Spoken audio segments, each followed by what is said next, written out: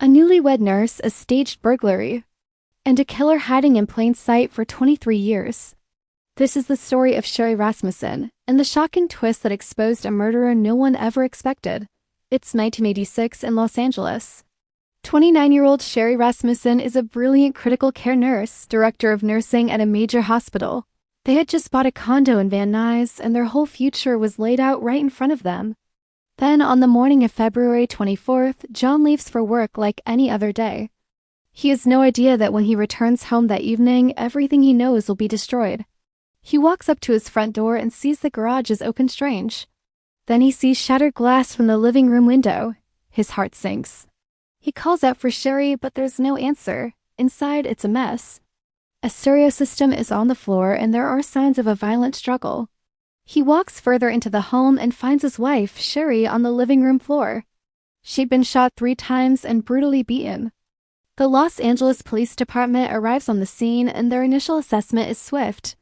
They see the shattered glass, the overturned electronics, and Sherri's missing wallet. To them, it looks like a clear-cut case of a burglary that went horribly, tragically wrong.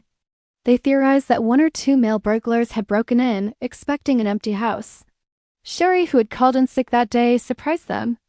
A fight ensued, and they killed her before fleeing. It was a tragic but, in their eyes, straightforward case. The story was closed. The file was stamped. Burglary homicide, or so they thought. But from the very beginning, something didn't sit right with Sherri's parents, Nels and Loretta Rasmussen. They were devastated, of course, but their grief was mixed with a gnawing suspicion. They told investigators about a woman who had been a problem in Sherri and John's life leading up to the murder. A woman named Stephanie Lazarus. Stephanie Lazarus wasn't just some random ex-girlfriend. She and John Rutan had been college sweethearts with a long on-again, off-again relationship. Even after John met and fell in love with Sherri, Stephanie didn't let go. Sherri's father recalled a disturbing conversation he'd had with his daughter shortly before her death. Sherri told him that a female police officer had come to her workplace. Sherri was terrified. She told friends and family about Stephanie's erratic behavior, showing up at their condo unannounced, having tearful confrontations with John. She was clearly obsessed and unstable. Sherri's parents begged the lead detective on the case, Lyle Meyer, to look into Stephanie Lazarus. They gave him her name, told him she was an LAPD officer, and explained the history of harassment, but their pleas fell on deaf ears. The police department, it seemed, had already made up its mind. The burglary theory was the only one they were willing to entertain. The idea of investigating one of their own, a young, promising officer in the LAPD, was unthinkable. It was a potential scandal the department simply did not want to touch. So every time the Rasmussens brought up Stephanie's name, they were dismissed. The manila folder on Sherri's case was effectively slammed shut, and the investigation went cold for over 2 decades. The Rasmussens were left with their unanswered questions and the painful knowledge that the truth was being ignored. Years turned into decades. The world changed, technology evolved, and the dusty file on Sherri Rasmussen's murder sat on a shelf in the LAPD's cold case unit. But in 2009, a new team of detectives with fresh eyes and no preconceived notions decided to re-examine the case. As Detective Jim Nuttall reviewed the original file, something immediately jumped out at him. It was a detail from the original autopsy report that had been overlooked or dismissed back in 1986. During the struggle, the killer had bitten Sherri on her left forearm. A crime scene technician had the foresight to swap the bite mark for saliva. In the 80s, DNA analysis was in its infancy, so the swab was simply preserved as evidence. But by 2009, DNA technology had become a revolutionary tool in solving crimes. The cold case team sent that 23-year-old swab to the lab for analysis. The results came back, and they were an absolute bombshell. The DNA profile extracted from the saliva belonged to a woman, not a man. Not 2 male burglars, as the original detectives had insisted for years. It was a woman. This one single piece of evidence completely shattered the official narrative that had stood for 23 years. The Rasmussens had been right all along. Suddenly, the name that had been buried for so long came roaring back: Stephanie Lazarus. By 2009, she wasn't a rookie cop anymore.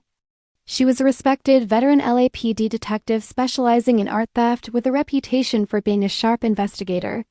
She was married, had an adopted daughter, and seemed to have built a successful life and career. But now she was the prime suspect in a 23-year-old murder. The detectives knew they were walking on thin ice. Accusing a fellow detective of murder was a massive deal. They had to be 100% certain this led to a delicate and covert operation. They couldn't just walk up to a seasoned detective and ask for a DNA sample. She would know immediately that she was a suspect. They had to get it without her realizing she was under investigation, so they started to tail her. A surveillance team followed Stephanie Lazarus, waiting for the perfect opportunity. They watched her movements, her daily routine. The moment came on a seemingly ordinary day. Detectives observed Stephanie leaving a store holding a disposable cup and straw. She drank from it. As soon as she was out of sight, a detective moved in and carefully retrieved the cup. It was a classic movie-like moment of police work. The cup was sent to the lab for testing. When the report came back, it was the final devastating piece of the puzzle. The DNA from the saliva on the discarded cup was a perfect match. The probability of it being anyone other than Stephanie Lazarus was 1 in 1.7 sextillion. There was no more doubt. The woman who had been entrusted to solve crimes had, in fact, committed one of the most brutal murders in the department's history. With the DNA match secured, the investigators planned their final move. They couldn't just arrest a veteran detective at her desk. It had to be handled carefully. They devised a plan to lure her into an interview room under a false pretext. On June 5, 2009, two detectives approached Stephanie in her office at LAPD headquarters. They told her they needed her help with a new case. Unsuspecting, she followed them to an interrogation room in the Parker Center jail section, a place where she couldn't bring her service weapon. The room was wired with hidden cameras. As she sat down, the tone of the conversation began to shift. The detectives started by asking her about her old patrol car, her old partners, slowly walking her back in time. Then they dropped the real reason she was there. They asked if she remembered John Rutan. Her demeanor instantly changed. Then they asked if she remembered his wife, Sherri Rasmussen. Stephanie's face hardened. She acted confused, saying things like, "I'm shocked to hear this." But the detectives pressed on, confronting her with the fact that she had harassed Sherri. Her story started to crumble. She admitted to knowing about the murder, but claimed she thought it was a burglary. Her answers became evasive, contradictory. Finally, the detectives told her that her DNA was found at the crime scene. As the reality of the situation closed in on her, her confident facade completely collapsed. At that moment, her former colleagues placed her under arrest for the murder of Sherri Rasmussen. In 2012, Stephanie Lazarus went on trial. The prosecution laid out the evidence, the history of obsession, the threats, and the irrefutable DNA from the bite mark. The defense tried to argue that the DNA evidence had been contaminated or mishandled over the years, but the jury wasn't convinced. After a lengthy trial, Stephanie Lazarus, the decorated LAPD detective, was found guilty of first-degree murder. She was sentenced to 27 years to life in prison. It was a stunning conclusion to a case that had been ignored for a generation.